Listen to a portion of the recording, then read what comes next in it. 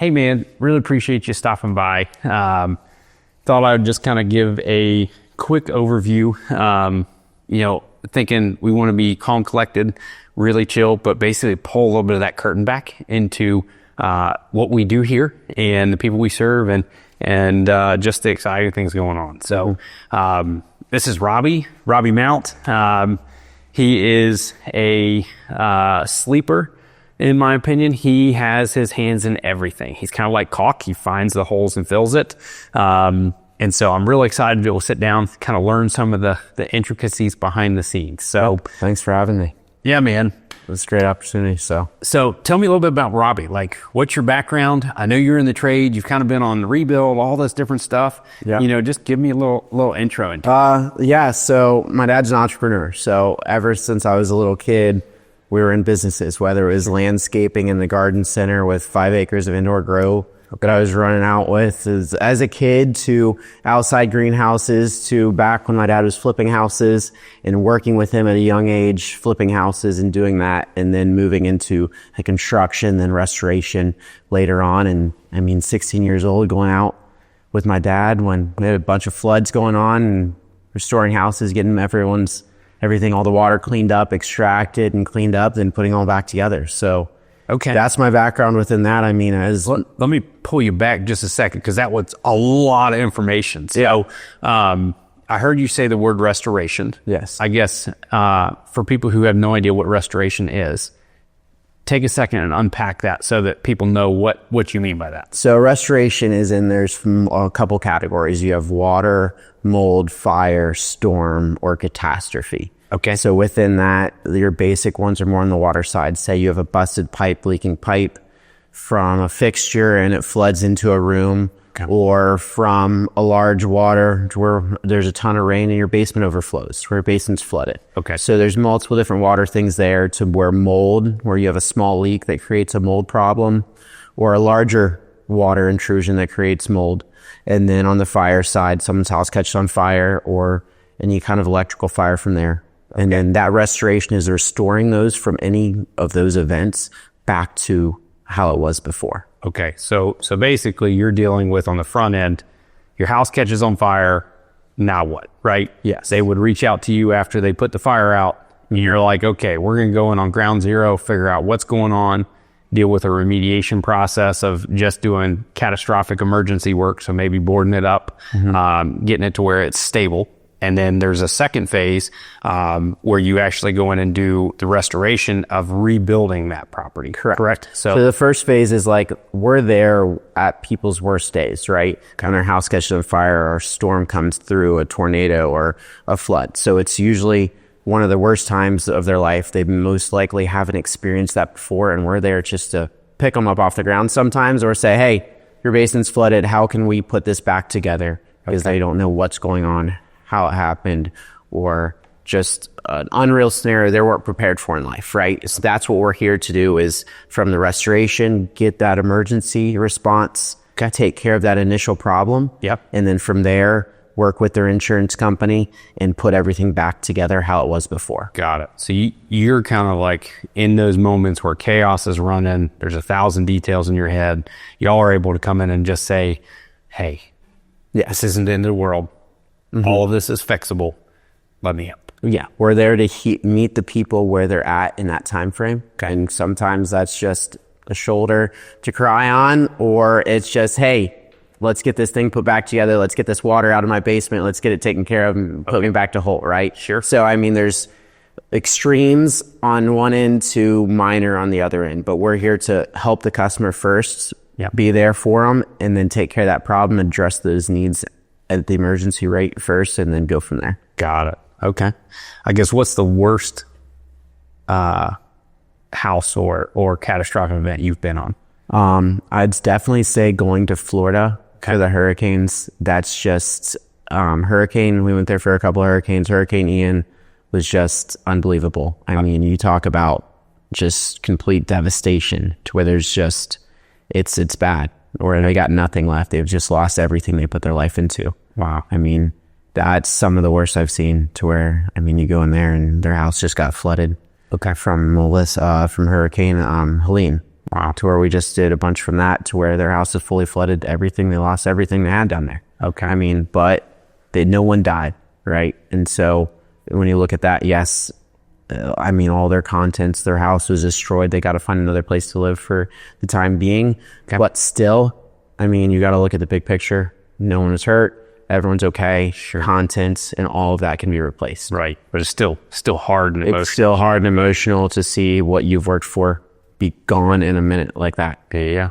Yeah. Makes you thankful for what really matters. Exactly. So y'all do work not just in Ohio, but also in Florida. Yes, yeah, correct. And I guess, real quick, what are some of the different types of work? So it sounds like, you do residential here, which is more, single family houses. We also, I know I've done some, like apartment complexes. So it sounds like what are your different, customers, right? Hotels. Mm-hmm. Yeah, hotels. Those we do commercial. We do big scale and small scale. So we do residential to where if someone, local person has a small flood in their house, we take care of that to a busted pipe, leaking pipe, mold, fire. We take residential. All of it, we work with property management companies. Okay. So we are on there with multiple property management companies to where we're their preferred vendor to where, hey, they have small problems to big problems. We're going to take care of those. Okay. We're going to meet their needs where they're at. Yeah. As well as take care of the big problems when they have big problems. Sure. As well as going into associations, HOAs, and taking care of those units. Okay. There's 1 unit or 60 units, right? We're going to work with them and meet them where they need and take care of them. Okay. Cause what's the company name? Cause y'all have several entities, right? Yes. It all started with Ram Restoration. Okay. And so that is the main entity that started a while back in 2012, really. Okay. So that's where it all started. And then from there, we grew into buying a construction company. And that's where Ram Construction came into effect to where that is more or less going to do the large scale construction projects and the large scale rebuilds. And then with that, we broke off with that as a plumbing company. That came with the acquisition of the construction company. So that's where we have Restoration Plumbing.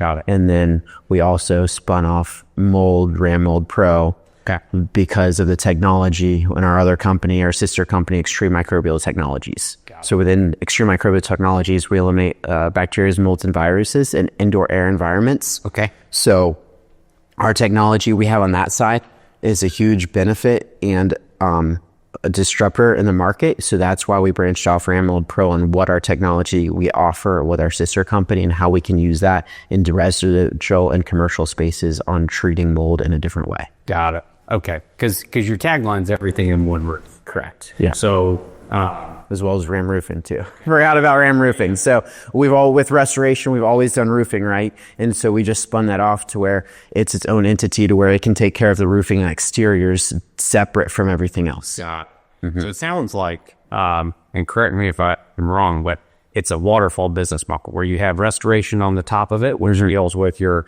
catastrophic, your water, mold, that kind of stuff.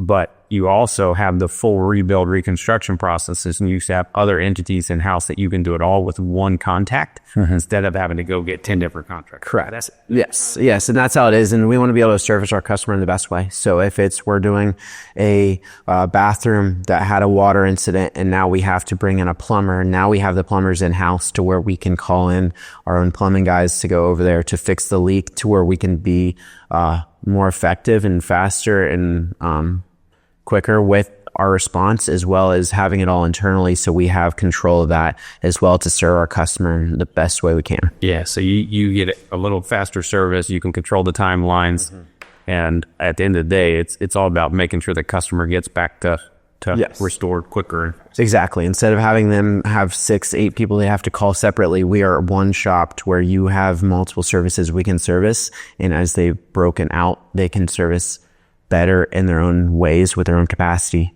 Got it. Yeah. So one of the questions that I'm kind of curious to get your take on is it seems like, in the world of construction, there's been a lot of changes in the last couple of years. You've got private equity coming in. There's some different theories to how that actually gets delivered.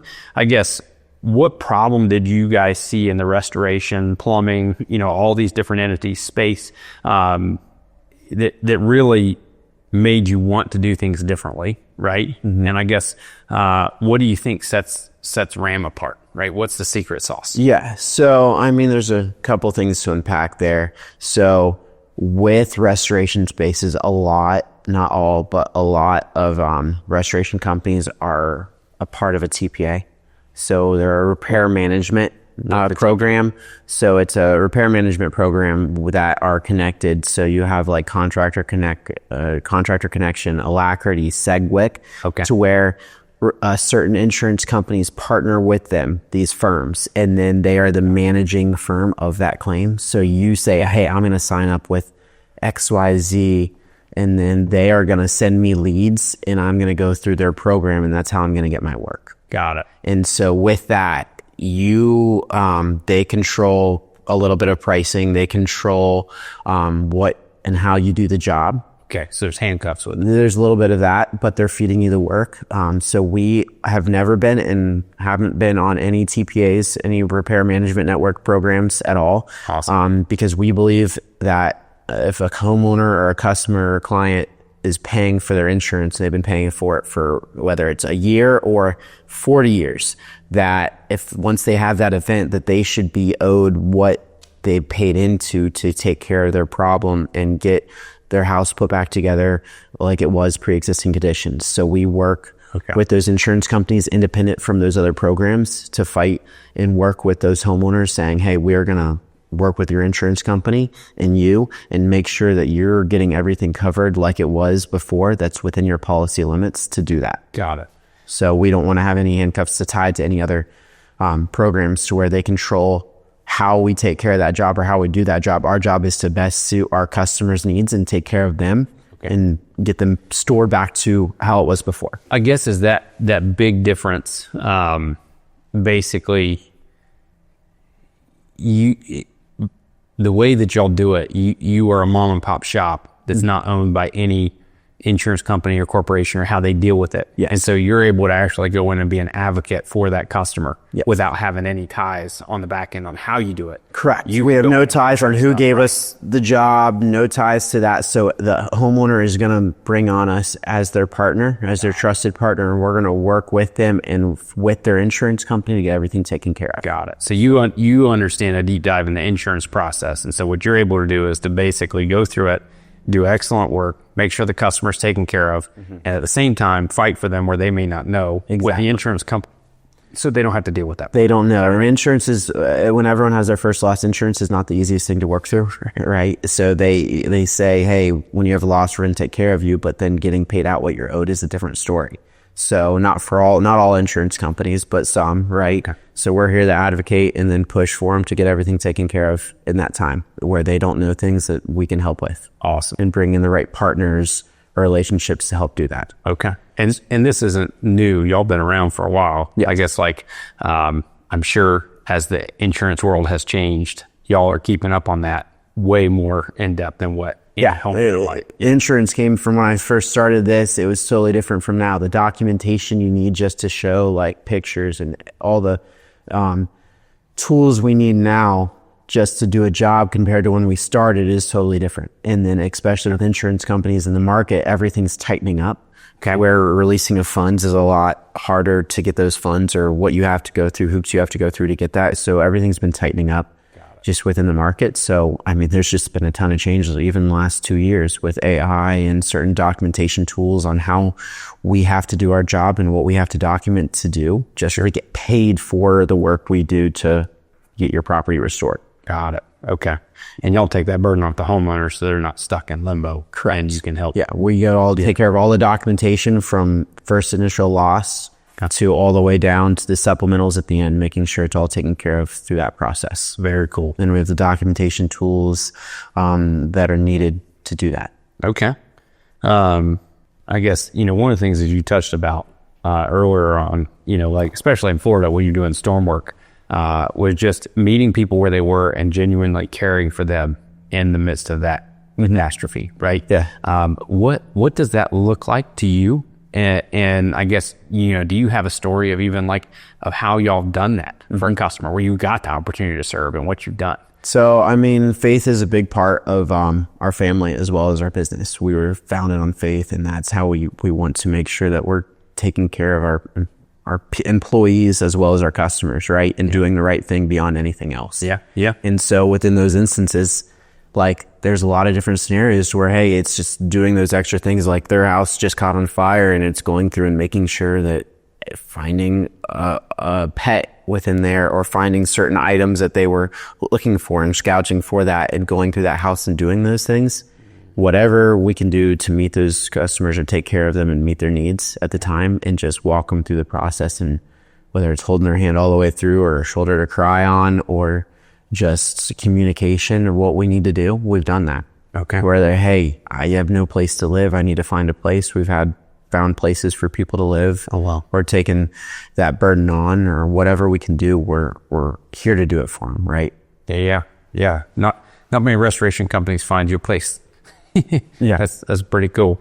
A lot of times I've found, those details of just going the extra mile often mean the world to people, and, we had, so on the plumbing side, we had a customer, we were in the middle of a pretty big remodel job for him. And in the process, his wife died.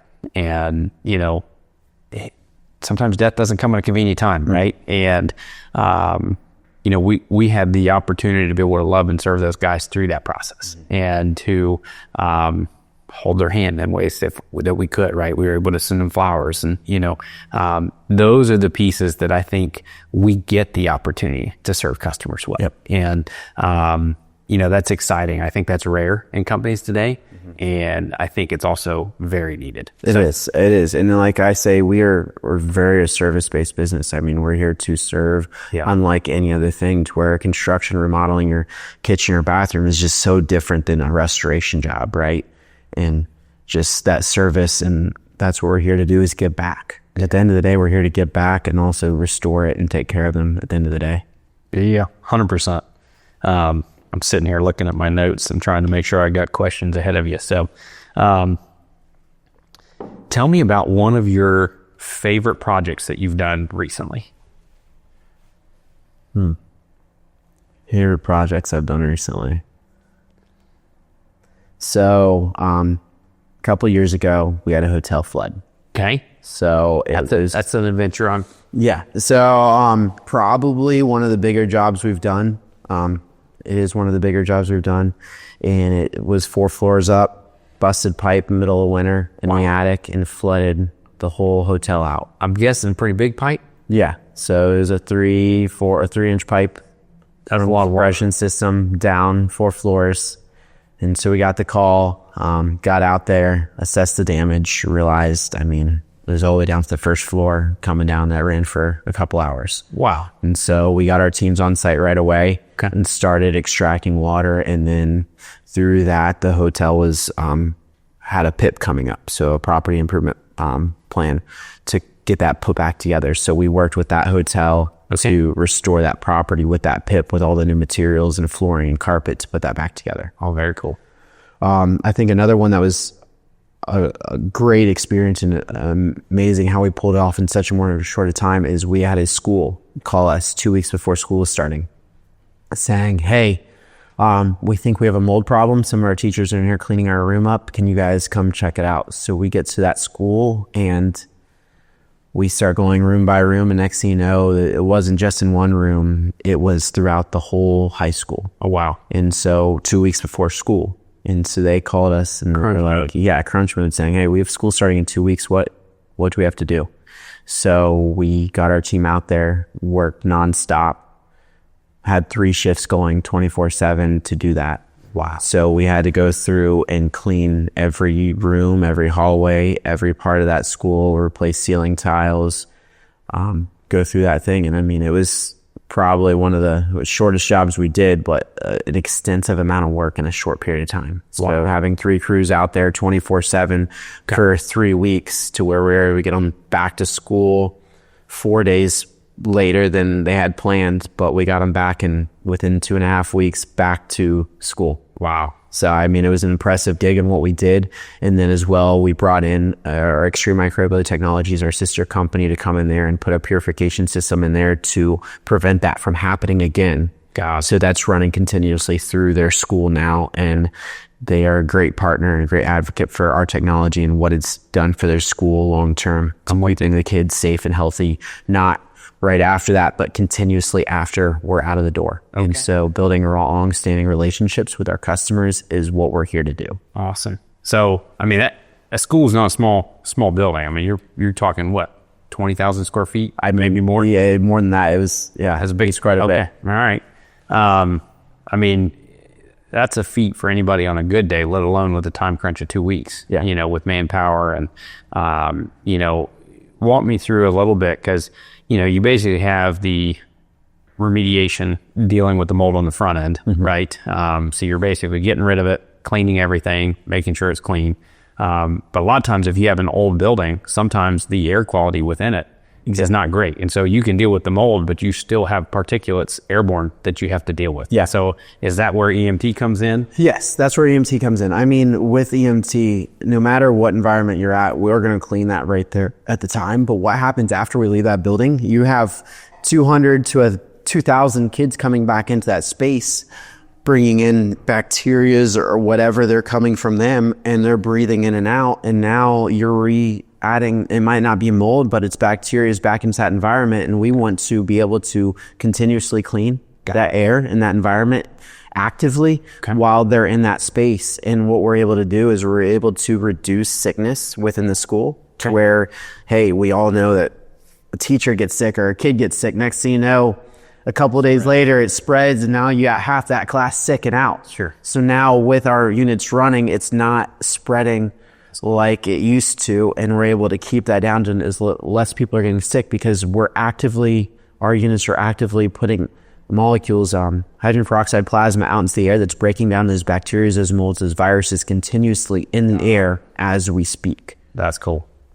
Yeah, well, I mean, as a dad with little kids, it's awful. It's like everybody gets sick. And so, I mean, that's a huge benefit, right? Exactly. So the school saw that as we've done it, and now we're on our second or third re-up. So every 2 years we have to replace the cells on our units for the technology. And so they're on their second or third term replacing those. Okay. And so that just shows that, hey, they see the benefit of our technology in their building and how it works. Yeah. So basically that's like your annual maintenance. You just have to keep them up, and it keeps the production. Yeah. Every 2 years you got to do that, as well as replacing your filters within your HVAC units. Got it. To keep everything clean. Okay. That makes sense. All right. So I got a fun question for you. Have you ever had a situation where someone thought they needed one service, but as you dug into it, you realized it was actually something totally different? Yeah, there's a couple that come in mind here. So one is we went to a customer's house. They had water problem going on. They had water coming up through their foundation slab. And so we get there, we start extracting, and then next thing you know, we see it all in their HVAC vents underneath the house. Oh wow, it was a slab full of water. They're slabs. So we start extracting. Bummer. And extracting. Okay. And extracting. And every time we think we're getting the water out, it doesn't stop. So after a day, 2 days of extracting from it and the water keep coming back up, we're like, okay, there's something else going on underneath your slab that we don't know of. Okay. Comes to find out there's a busted pipe underneath that was hitting and flooding into their HVAC system and kept filling it up. Wow. And so from that, what they needed to do, at the time, we didn't have a plumbing company. They had to get a plumbing company out there and jackhammer the middle of their floor out to replace concrete. The copper line that was busted underneath their slab. Wow. And then from there, take and redo all their HVAC lines, because it was just feeding into it. So that was a problem that we were... Jackhammer all the vent lines too? Not all the vent lines, but some, because where they were hitting. And so water was leaking into those vent lines and feeding into it. Okay. And then the long-term situation is when you have moisture and you have air pushing through that moisture, you create mold. Yeah. And so next thing you know, you have mold growing. You might not see it anywhere in your environment at all, but it's pushing through your vents into that space, causing the people to get sick. Which eventually it will spread those spores and grow on other things. Yeah, It's just have a moisture level that'll support it. a food source that it can grow on and a place that can Correct. thrive. And you didn't see any of those spaces on the walls. The environment was fine, but it was all coming underground. And so from there, you had to remove the HVAC system. We had to clean out all those HVAC lines and use our units to push air through those and clean those out to get it all taken care of. So with that, is that where you would basically take an EMT unit, Extreme Microbial Technologies, one of their air purifiers, and you basically put it on the duct system? So now your duct system is pushing that through the whole house? Yes, long term. So once we fix the initial issue and the problem going on, then we'll come in there and put a unit onto their HVAC system so it's continuously working after we leave the property. So first we have that initial response that we have to take care of the emergency of what's at hand. First, we found out deal with the problem. Yeah, we found out there was water we couldn't stop. So then we had to bring in a plumber that had to jackhammer the floor to stop the plumbing. Okay. And then from there, we had to repair all the HVAC lines and bring in an HVAC company to repair all the HVAC lines and to get everything reconnected. And then from there, we could treat all the affected spaces with our technology, ducts, and then from there, put it back together. Very cool. Yeah, so that like the fun. That was an interesting one, and I bet. How long does a job like that take? It just depends on your partners. Doesn't sound fast. No, it's not. It depends on your partners you have onto it and where and how fast they can find the leak. Okay. But it just, it can be a 2-week job or turn into a 4-month job. Okay. Just depending on where it is, especially if the rebuild is underneath walls and kitchens, and next thing you know, you're tearing out kitchens and flooring, and it just goes on, right? So the sense of rebuild based on just on how you're finding the leak or where it's at can determine what it is. Got it. That makes sense. What's a project that taught you a lot, maybe even the hard way? Yeah. So we had one recently. We're still finishing it up. It was from Hurricane Helene and Milton. They both hit. So we, when that storm hit, we got a call from one of our partners we work with that has a mold company. Okay. And he's like, hey, I have a condo association that I work with. And he brought us in because his job was bigger than what he could handle. Okay. And so we got there. They had, they got flooded out 4 foot of water throughout all the condos. And what happened also with that, it wasn't just the storm water, it was all the sewage backed up too. So all the sewage backed up as well into all those houses. Bacteria. Yes, a lot of bacteria right on the water in Tampa area. And that had one community had 19 different associations within the 392 units. You're talking a lot of buildings. A lot of buildings. And so, and each association was responsible for doing the work as itself. Okay. And so we partnered up with about six of those associations, as well as the federation, to do their emergency response restoration. Okay. So we went in there and first documented everything of what was going on. And then from there, we had to just clean out everything from those units. That's a dirty job. And getting the stuff, just getting the stuff in the streets were filled of just debris, and getting trucks that could get the debris out of there before we can even do any work or document everything was a task on itself. I bet. Doing 200 units, and then you have the associations as well as now you have individuals within the associations you're working with too that just lost everything. Yeah.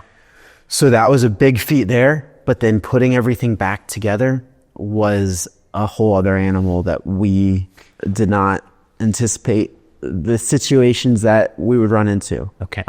So with that, you have hundreds of customers that had their place back and dealing with FEMA on what insurance covered. Okay.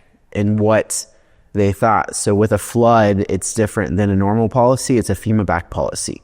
Okay. So the coverages are different than your normal coverage on your place. Okay. So for an example, normally say your kitchen is affected, and so you have upper cabinets and your lower cabinets. In this case, the only damaged ones were the lowers. The uppers were fine because the water was below 4 foot. Got it. It didn't. Most policies would cover to match like, kind, and quality.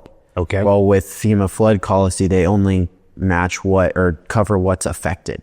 Got it. And so all upper cabinets were not covered within the policy, and they were at policy limits. So you're going and trying to match cabinets that were from a year old to 40 years old when it was first built, and dealing with customers in that situation, right? And knowing that, hey, this isn't their policy, it is the association's policy. Sure. And the caveats that come with that, and how you walk through that with a community of 55 and over. Sure. Unit by unit, talk by talk, and putting all those houses back together. That's a lot of communication. There's a lot of communication. A lot of selections need to be made. Okay. People just lost everything.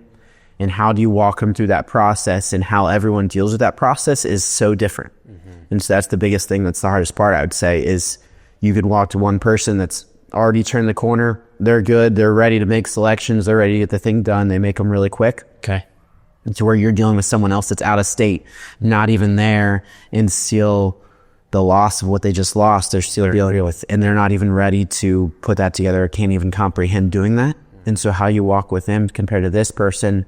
And then we had a couple others that, I mean, the scenario is, it's unfathomable. So that storm hit, and next thing you know, their parents, because there's an older community, their parents passed away within a couple weeks of the storm.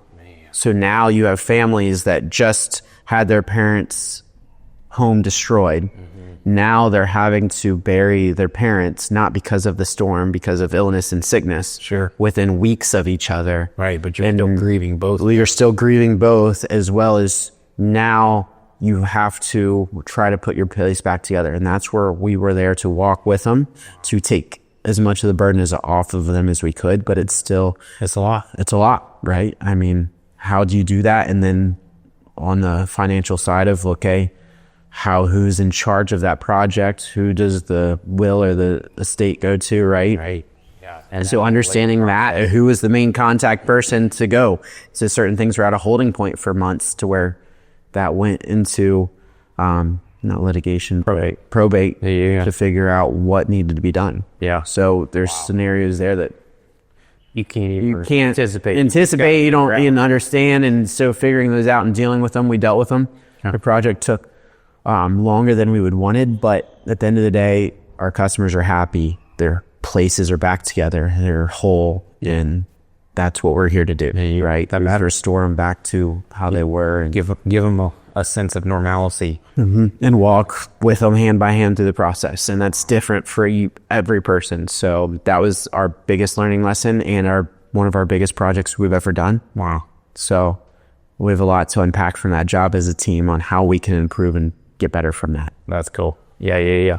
Some of those hardest things that we walk through often prepare us for what's next. Yeah. Well, and the skills that you learn in it, you never lose, right? Like, I think a lot of people feel like doing hard things is scary, but when you just jump in and do it, the lessons you learn, you actually come out and you're like, oh, that wasn't near as bad as I thought. Exactly. And, you learn and improve, 1% each time. Yeah. And, that's a fun deal. So like I say, we don't learn when times are good. Right. Yeah. Right. We learn at our hardest moments. We learn more and grow more from those. Yeah. You don't learn when it's easy. You learn when you fail. When you fail and you have to get back up, and you're like, okay, how do I not do that again? Right. That hurt. And you're like, I'm going to make sure I don't do that again. What steps do I need to make sure to where that doesn't happen? For sure. Yeah. You're right. And in business and in life, family, I mean,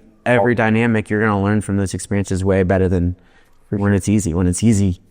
Well, and it's funny because I think when you look at those hard seasons and you take it away as the lessons you learn, you don't regret a season that you live. Exactly. Right? Like, there's an appreciation and gratitude for it that you wouldn't have otherwise, right? But I also think like those hard seasons of life are what make you appreciate it. Yeah. And they make us who we are, right? So all the experiences in life create us who we are, and without one experience, and you take that out, because I would never go through that season again. Right? I would never want to. Don't wish that upon anyone, but that also made me who I am. 100%. And without those lessons, I wouldn't be able to go and take on to that next step. Yeah. And so every time you're able to level up without seeing it. Yes. Yeah. And that's the secret sauce to growing. Yes. And I think, the people who end up being super successful are the ones that, are comfortable in that environment of learning. Getting comfortable, being uncomfortable. Yeah, and it's not like you see some guys like they want to avoid it at all costs, right? But no matter what, you're going to have it, right? And so if you can flip that switch and get to where you look forward to it, right? Like I had a friend of mine, he said, if you're not breaking anything, you're not pushing hard enough, right? And it was like, it took me a little while to get my mindset there, right? But, everybody has problems. What problems do you want, right? And I want to be growing. I want to get better. I want to learn every single day. And that's part of it, right? Yeah. And so... And that's what we're here to do. Like, if we're not learning, we're not growing, and we can't help serve our customers or grow ourselves better to the person we're supposed to be. Yeah. And, you learn and improve, from, front end side to customer-centric side to the customer experience, all of that. It's 1,000 things that have to be done well, start to finish, right? So you're never going to arrive. You're just going to move to what you're focused on and continually get better a little bit at the time. So that's awesome, man. What is the difference between mitigation and restoration? I know we talked on that a little bit, but... So mitigation and restoration, I guess, are the same thing, because you're restoring. I guess you can look at mitigation as first you're mitigating the issue, and then you're restoring it from there. Okay, so mitigation is like you have water leak. There's 1,000 gallons of water in my basement. Yes. I got to get the water out before I can start to look at what's going on. So you got to stop the leak where the water intrusion is. And then you can restore it. Dry it out. And then once it's dry, we can see, okay, how much of it was actually damaged, and then cut out what's bad, start to rebuild. Correct. Yeah. Okay. So I guess the best way to cover that. Cool. All right. What is your favorite tool or piece of equipment? I don't know. In all of construction, favorite tool or equipment? Kind of think. I don't know. I think mine would probably be... What's yours? Probably one of four. So it would probably be an excavator, because if you're not smiling at an excavator, you're not doing life right. If I'm doing construction tools, it's probably going to be a Sawzall, because it's super useful. You can put it in a lot of different situations where you just need something to cut through all the junk in life, right? And a Sawzall will cut through metal, you probably even cut through concrete, even though you probably shouldn't. Or jackhammer or sledgehammer. I do like me a sledgehammer. With some demo, and I like demo. Yeah. If you're looking at big tools, I'd definitely say backhoe, bobcat. I grew up on those things when I was a younger kid, and you're right. If you're not smiling at that, then I don't know what's going to make you happy, because any guy getting in one of those and running those all day, that's fun. Life is good. Right? Yeah. Put me in one of those all day and I'm happy. Yeah. So when we're talking big things, that's definitely it. One tool, it's probably the biggest tool in your arsenal, is a multi-tool, right? Yeah. When those came out, there's so much you can do with that little tool, and it can cut through anything and cut through small stuff, big stuff, and just makes your job a lot easier. Oh my goodness. Well, and you can get into those small places that nothing else works, and you're like, I got 50 tools and none of them will get to it. Yeah. And that one will. That one little tool will do it. Yeah. As long as you have a good blade on it, that's going to take care of it. The amount of multi-tools we use now with cutting out material, it is everywhere. Yeah. Everyone has one, and it's probably the most used tool in your tool bag. Swiss Army knife. It is. I like it. What's the craziest thing you found behind a wall or in somebody's house? And this is speaking from a guy who was in HVAC home service, brother's a master plumber, uncle's a master carpenter, and we always had a text thread of the worst things that we found. And you never wanted to be the guy that found it, but you also enjoyed laughing at the misery of whatever the other guy got into. Yeah, so I'm going to say one that just came up. I didn't have to deal with it, thankfully, right? But two of our team members were. So we were working in a home that had some mold issues. So we were tearing out the drywall, and it backed up to an exterior wall. Okay. Well, not luckily, they tore out that exterior wall and found a full beehive inside the wall. Active? Active. Oh. So luckily we had containment up, separating that area from the rest of the house. Wow. But those guys in that area, got bit quite a bit and got the heck out of there. But yeah, Wow. it was a full, I mean, we're talking a huge beehive that was in that wall growing. I bet. It was, Yeah. thankfully I wasn't in there. I'm glad it wasn't. I feel bad for the team that was in there taking care of it, but yeah.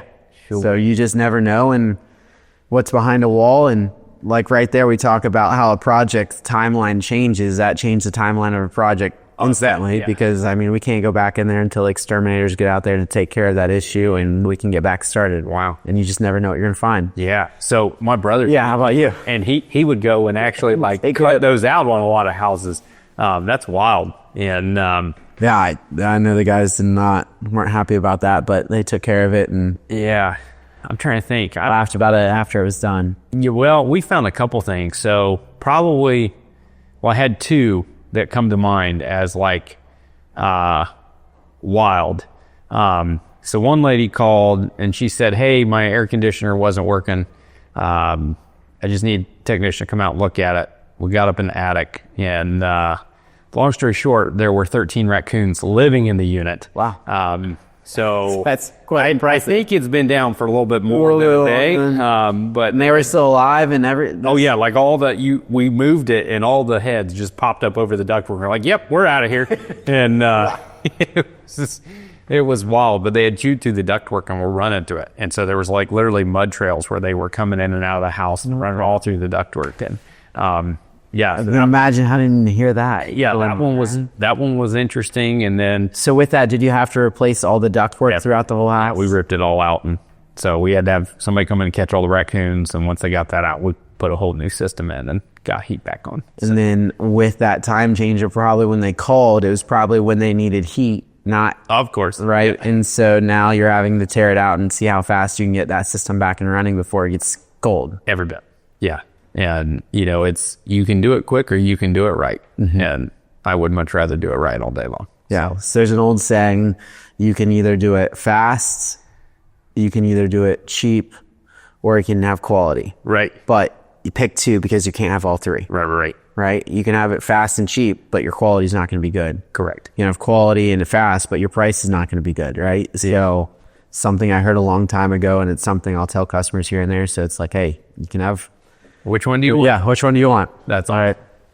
Yeah, 100%. All right. So you're working on a job. You're working hard. It's lunchtime. Where are you going to eat? Depends on where I'm around. Depends on how I want to feel the rest of the day. But I like Penn Station. Penn Station's pretty good. Penn Station right now, and yeah. Yeah, that's a good one. And I've been on a Cane's kick a little bit too, so Yeah. Can't go wrong with Cane's. Yeah, I don't know. It's, I do like me some Skyline. okay. Yeah. The rest of the days, it's depending on Yeah. Skyline or I always like me some Chick-fil-A. Chick-fil-A. You can't go wrong with Chick-fil-A. 100%. Skyline, yeah. That's a good one too. Oh, okay. Here's a good one. What's a dream project that you love to tackle or work on? I like challenges, right? Yeah. And so as much as like we talk about how challenges are hard and what we have to deal with through those and it's the things learning lessons through it, there's still something about a challenge. Yeah. Especially going into a catastrophe event. I don't know how to explain it, but like it's your blood, your adrenaline gets pumping and you're going into this event and you just don't know what you're going to find, what's going to happen. And it is chaos. Oh, yeah. To where your phone doesn't work. You're on a job site. You have no communication, no power, no nothing.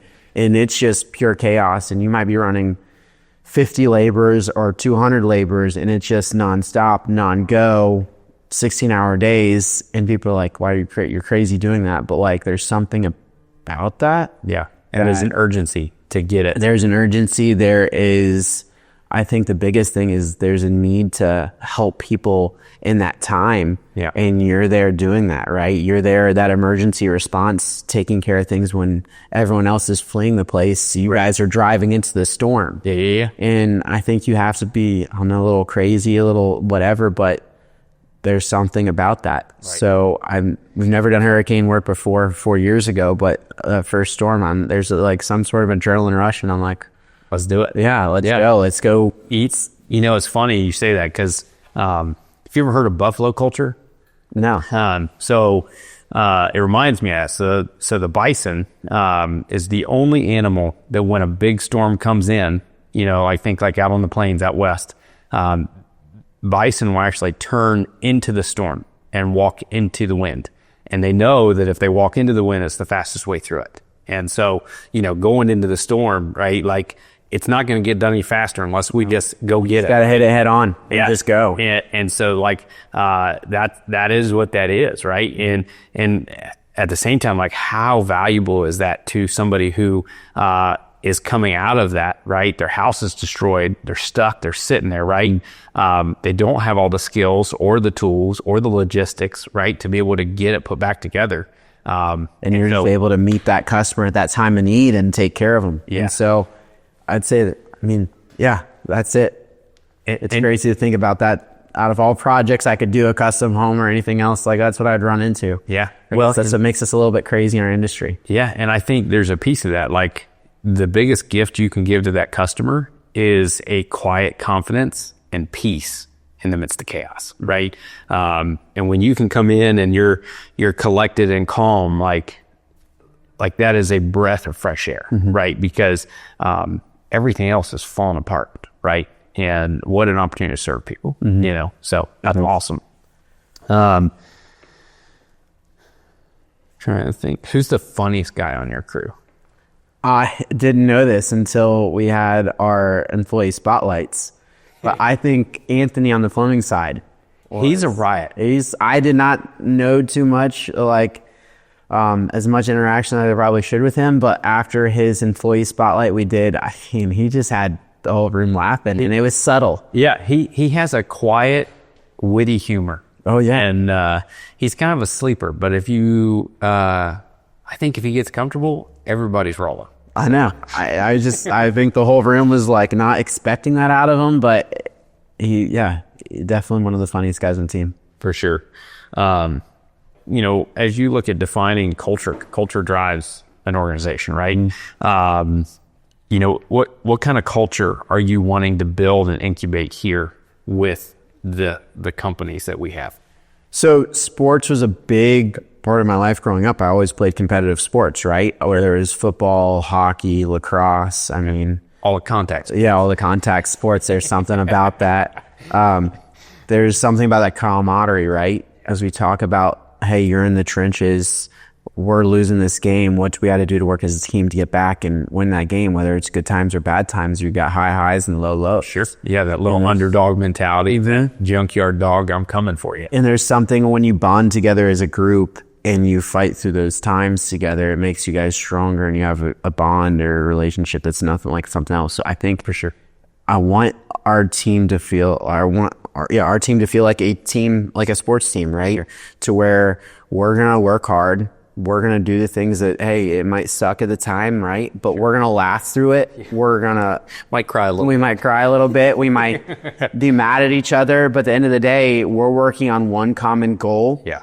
For ourselves. We're personally and professionally, as well as financially, right? We all have our own goals independently, but we're all working together to reach those separate goals together. And I want to see that team, hey, that competitive spirit. I want teams competing. Hey, we got this job done faster, or that. I want that competitiveness, but I want it to be fun and where they love coming to work each day, but we're working hard. Right. Like, I think there's that part of it where we work hard, but play hard too. Yeah, for sure. But we're also a family to where we take care of each other, right? When I know we've done this, when there's certain people going through tough times, you got to lift them up. Yeah. And that's what we're here to do. So I think that's what I want to see. I think that's an opportunity, right? From a leader standpoint, your employees are your first customer, right? And I think there's a belief that if we take care of our employees, they'll take care of our customer, right? So we got to lead by example in the front end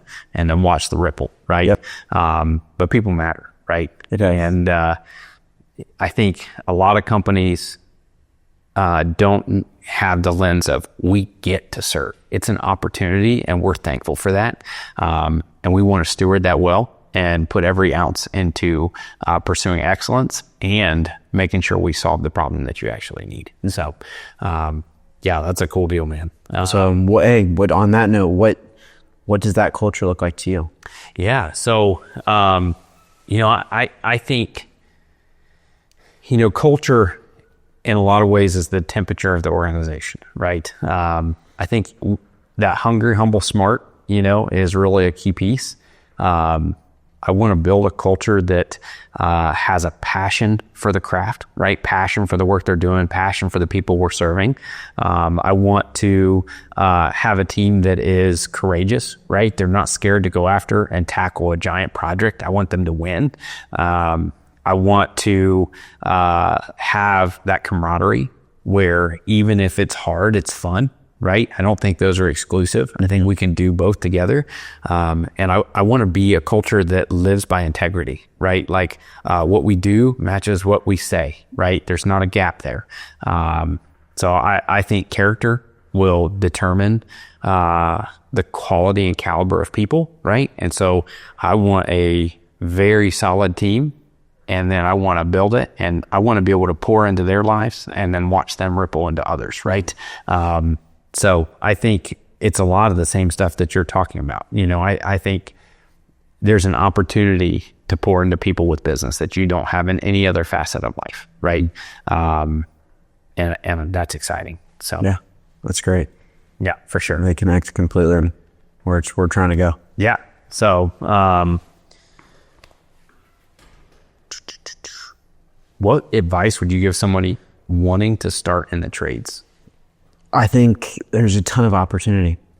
With where everyone's going, where the industry's going right now, there's a ton of opportunity to better yourself, to grow, to create a great life for yourself, whether it is in the electrical, mechanical, plumbing, HVAC, trades like those, or whether it's a carpenter or skilled trade within those other areas. I think there's a ton of opportunity and growth we're going to see within the next 5 to 10 years to where they are going to be able to take care and get paid out what they should. Like, I think over the last 20 years, there was a big negative thing going into trades. Sure. I saw that growing up to where it's like everyone pushed you to go to college. Like, hey, you got to get your college degree. Where are you going to college? What are you doing? And they kind of looked down to anyone going into the trades, whether it was automotive or whatever it was, plumbing. But now I think that's shifting, right? Is everyone's gone to college and has these big tuitions and or can't pay it off, to where you can go straight from high school going into the trades, making great money, and they're going to train you along the way. For sure. To where they're 3-5 years in, next thing you know, you're making good money. And the opportunity of training and development and what you get with that. Yeah. To whether, hey, you want to work with someone, or you want to take those skills and go open up your own shop and be a 1-2-man crew and be your own operator and business owner, or you want to grow a business out of that. That's great. So there's a ton of opportunity within that, I see. Yeah, 100%. And I think it's coming around. The training is coming with it. Yeah. Well, and I mean, I think I would say the same thing. I think there's huge opportunity in the trades. I think I would encourage people to be hungry, right? Be willing to say yes, right? Go interview a bunch of different companies. Mm-hmm. Just because you try one out, it may not be the culture fit. It might not have what you're looking for, right? And so I would say define what you want, right? And then go see what's out there. When I started, I interviewed with 8 companies, and I went because I wanted to find one who was the most technical, so who could teach me the most, right? And then the second was, who did I think had a product I would actually buy? And so, if you have those 2 core fundamental pieces, you're going to thrive and learn in that environment, right? And find people who are willing to teach you, especially the old guys. Friend with those guys. They will teach you more information just being around them, and look for ways to serve, right? Take initiative. Go read books. There is so much education that you can get today, between YouTube and, books. I'm a huge fan of reading because, where else can you spend $20 and pick somebody's knowledge for 50 years? Not many places. Self-development is, I think, the opportunity to grow. For sure. And I think that's something that within the trades is lost, right? I don't think there's a culture there, right? I think in a lot of the business world, there's a lot more of that, right? There's business conferences, some of that. I think in the trades, like if you can be a guy who's working on you, right? Doing the hard work, putting in the time to read and learn and then apply it to your life, like, man, you can run, and being a specialty and being super skilled in your area, as well as learning outside of that too, to make that next trade partner, is because we're all in one house working. So say you have one house and you're building it, you're going to have 5, 6 trades in there or more working in there together. So how can you make it easier, better for the next trade to come in there, just thinking ahead, right? And those things long term are going to put you ahead of anyone else in that space. Yeah, 100%. So teamwork makes the dream work. Yeah, that's awesome. How can people follow and learn more about what we're doing here at RAM and Restoration Plumbing and EMT and RAM Roofing and all those guys? Yeah, so check us out. I know we're growing our social media network a ton right now. This is what we're really focusing on. So Instagram as well as Facebook. I think we're getting a little bit into YouTube to check out some of our other videos there. To do it. And there's, of course, our websites. So I think in the future, we have a lot more coming out and rolling out that we are planning on. But we're still, I think, newer in the game and have a lot of opportunity to go. But those are in progress. The main areas you can check us out, and maybe we'll be on TikTok here soon, probably. There you go. Yeah. I think that's awesome, man. Cool. I think that's a good amount of content. That's a wrap.